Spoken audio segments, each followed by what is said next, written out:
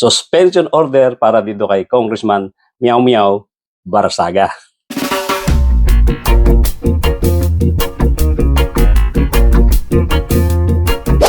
Doon po sa mga bago lang dito sa aking channel, kindly subscribe, kindly hit the notification bell, pati na rin yung like button, at paki-share na rin po para lumaki ang ating community. At tuloy-tuloy na po tayo sa ating topic for today. Alam nyo, itong si Congressman Barsaga, itong si Kiko Barsaga, matalino sana ito eh. Magiging magandang magiging isang mahusay na public official. Kaya lang, sa tingin ko, masyadong nagmamadali para umakyat siya doon sa tuktok, doon sa kasikatan. Kaya ito, sumasakay dito sa mga issue na yung mga very controversial issue katulad yung pagpapababa kay PBBM. At ano ito medyo na-overwhelm siguro siya doon sa biglang daloy ng suporta ng mga DDS. Nagustuhan niya yung pagiging very popular. Biglang-bigla. Kasi alam mo naman dito sa atin, sa Pilipinas, pag ikaw, extreme doon ka sa kabila or extreme dito sa kabila, meron kang makukuhang suporta. Ngayon, kumampi dito sa side nila Duterte. At nakita niya yung suporta. Alam mo itong mga diehard DDS, talagang talagang susuportahan ka niya kung makikita mo yan sa social media. Kung ikaw ay may mga contents or ikaw ay nagke-create ka ng content, ikaw ay merong account sa YouTube, merong account sa TikTok, Facebook, at ikaw ay nag-express ng suporta dito sa mga Duterte, nag-express ka ng iyong paglaban sa gobyerno ni PBBM, makikita mo yung biglang lobo ng iyong popularity. Biglang lobo ng iyong support. Kasi ang dami nga dyan Ang dami nila ng mga die-hard supporters na kung tawagin nga ni Sal Panelo mga blind followers. Marami yan. Halos buong Mindanao. Siguro baka 90% sa Mindanao or 85% sa Mindanao ng mga tao dyan ay mga talagang supporters ni Digong Duterte at nitong si Sara Duterte. Meron nga akong kaibigan, high school classmate ko. Hindi kami nagkakaayos sa mga stand namin dahil taga Davao siya. So, yung mga pinupost ko na against Duterte, medyo kinokontra niya. So, ako naman, okay lang naman sa akin yan. Open tayo sa mga ganyang criticism, open tayo sa mga opinion ng ibang tao. Pinababayaan ko lang siya pero hindi na ako nag-engage hindi na ako nakipag-engage sa kanya ng palitan ng mga salita. Hindi ako nakikipagtalo. Basta ako ini-express ko kung ano yung damdamin ko, ano yung alam kong tama. Hindi man ako makikipagtalo sa inyo kung kayo ay kontra sa mga idea ko. Basta ako, ang stand ko, gitna ako, pro-constitution ako. Hindi ko gusto na pababain si PBBM unconstitutionally. Hindi ko gustong paupuin si Sara Duterte unconstitutionally. Kung magkaroon ng eleksyon sa 2028 na kandidato siya at siya ang manalo, so be it. Ganun talaga ang buhay. Kahit hindi mo gusto yung kanyang style, hindi mo gusto yung kanyang personality, or hindi mo gusto yung kanyang pinapakitang dishonesty, wala tayong magagawa kung iboboto siya ng majority ng Pilipino. Anyway, sinasabi ko nga, itong si Kiko Barsaga, bata pa sa politika, bata pa rin siya, at tingin ko, meron namang talino. Ang problema lang, masyadong nagiging extreme yung mga pinapakita niya. Kaya nga nagkaroon siya ng problema dito sa Ethics Committee ng Lower House. At ngayon nga, na-suspend na siya for 60 days na wala siyang marireceive ng salary. Dapat lang naman. Dahil kung hindi ka magtatrabaho, sususpend ka, dapat lang huwag ka makareceive ng iyong mga salaries, ng iyong salaries at mga allowances. Fair lang yan para sa taong bayan dahil hindi ka magtatrabaho. Yung nga nangyayari doon sa Senado, medyo masaklap sa atin yun. Hindi nagpapakita ito si Bato de la Rosa pero tuloy-tuloy pala ang sweldo niyan. wala pala silang clause diyan sa Senado or wala silang rules diyan sa Senado na pag ikaw ay hindi uma-absent, dapat hindi ka rin tatanggap ng sweldo mo. Tumatanggap pa rin ng sweldo itong si Bato de la Rosa. Masaklap po yan. Pero dapat gawa ng aksyon yan ng Senado dahil kawawa naman ng mamamayang Pilipino. Unang-una, itong si Bato de la Rosa ay nagpapakita ng kanyang full support diyan sa mga Dutertes na halos hindi na siya nagtatrabaho ng tama din sa Senado. Binabayaran mo yung isang senador pero ang loyalty hindi sa bansa, hindi sa constitution, kundi doon sa pamilya Dutertes. Anyway, balikan natin itong si Kiko Barsaga. Ito nga si Kiko Barsaga,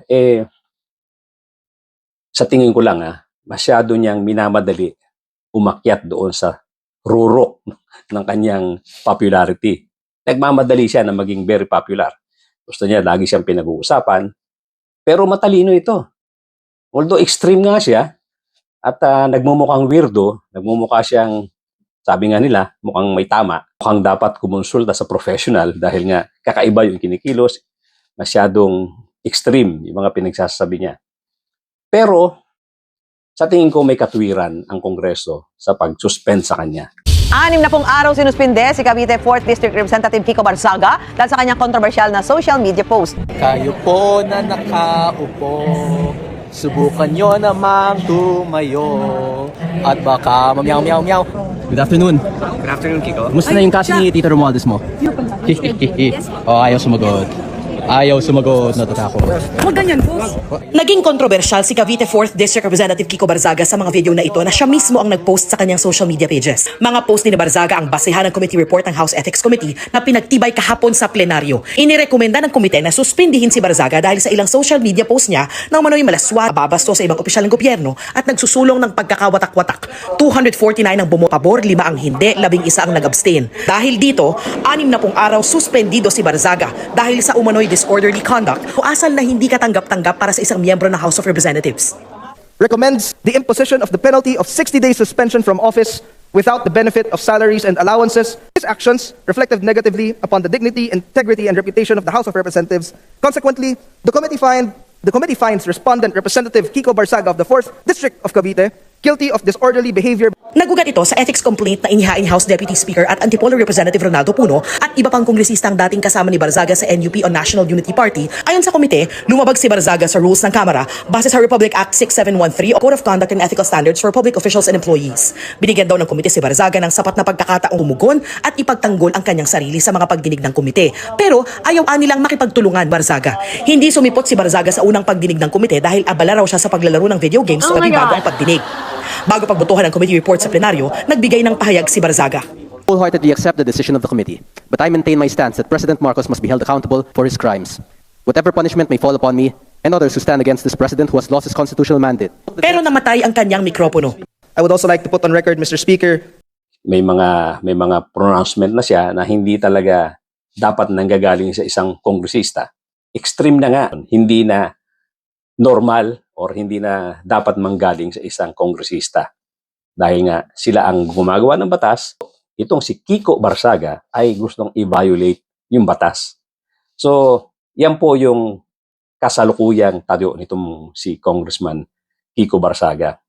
Malayong malayo dun sa ama niya na yung kanyang ama, halos kaibigan ng lahat ng mga congressmen. Napaka-seasoned. Pero itong si Kiko Barsaga, alam naman natin na bata pa, pero masyado siyang reckless sa kanyang pagsasalita. Na hindi naman, kumbaga ay parang hindi man lang siya nakakuha ng konting finesse at saka yung pagiging mindful doon sa kanyang mga sinasabi at pinagkikilos na kagaya nung ama niya. Actually, yung nanay niya kasalukuyang nakaupo bilang mayor ng Dasmariñas at parang may mga pahiwating nga na nahihirapan din siyang disiplinahin at nagwo-worry din siya sa mga pinapakita ng anak niya. So, ang ating stand dito for Kiko Barsaga, masyado siyang na-overwhelm ng pinakitang support nung DDS block, ng mga DDS supporters, nung nag-express na siya ng pagkontra sa gobyerno. Alam nyo naman itong DDS, talagang naghahanap sila ng mga leader na po pwedeng maging inspirasyon nila.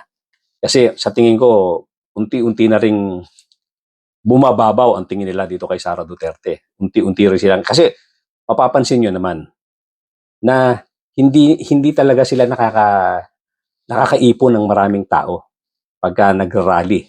Hindi sila nakakaipon ng mga supporters na sabihin mong enough to overthrow the government. Wala silang ganun eh.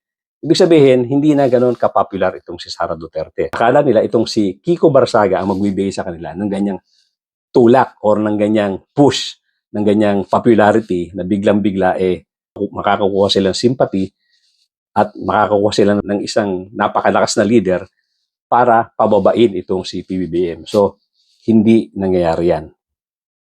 Kaya lang, siyempre, nung nakakakita si Kiko Barsaga ng ganong kalaking suporta, talagang tinuloy-tuloy niya na. Hindi niya na inintindi yung sinasabi ng kanyang mga colleagues, hindi niya inintindi yung sinasabi diyan sa lower house against him. Pinagpatuloy niya dahil nga tuwan-tuwa siya doon sa suporta na nakuha niya. Sayang yung talino niya kung hindi niya gagamitin doon sa tama.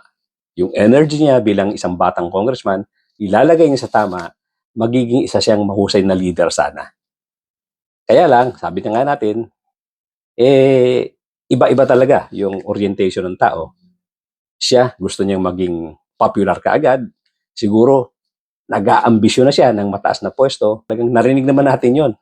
Sabi niya, nung pababa pa lang nung naiintriga pa lang or nung nagkakaroon pa lang ng problema itong si Romualdez niya sa leadership ng lower house, sabi niya, willing siya na maging Speaker of the House. Actually, nangangampanya siya. Nag-iikot siya dun sa lower house. Kinakampanya niya ang sarili niya para iboto siya bilang Speaker of the House. Na imposible naman mangyari. Alam natin na maraming mas senior sa kanya, maraming mas magagaling sa kanya dyan. Pero ganun ka-extreme mag-isip ang batang ito.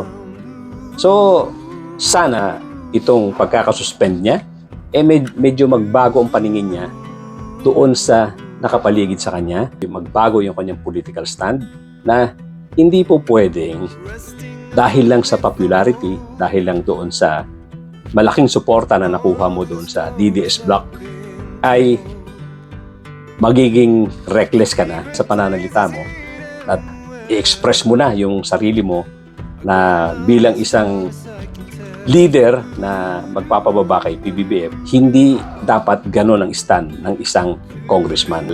At dapat isipin mo na ikaw ay pinasisweldo ng taong bayan, isang mambabatas na dapat gumawa ng batas. Hindi ka isang congressman, hindi ka pinasisweldo ng taong bayan para mag-violate ng batas. So yun po yung klaro na dapat after his suspension, makapag-isip-isip siya ng tama. Dahil kung ipagpapatuloy niya kung ipagpapatuloy niya yung ganitong pagkilos, yung ganitong pananalita, sa tingin ko matutuluyan siyang tanggalin diyan sa Kongreso. Kaya dapat mag-isip-isip ka na, Kiko Barsaga. Hanggang dito lang po muna mga kapatid, mga kabayan. Thank you so much for joining me today. Doon po sa mga bago lang sa aking channel, kindly subscribe, kindly hit the notification bell, pati na rin yung like button. Mag-comment na rin po tayo para makarating sa mga kinaukulan yung ating mga stand sa mga issues na ating dinidiscuss dito sa ating episode. At pakishare na rin po sa ating mga kakilala, kaibigan itong ating vlog. Nang sa ganon ay matulungan ang ating munting channel na lumawak at lumaki ang ating community. Thank you so much once again, ladies and gentlemen, at mga kapatid, mga kababayan. Magkita-kita po tayo.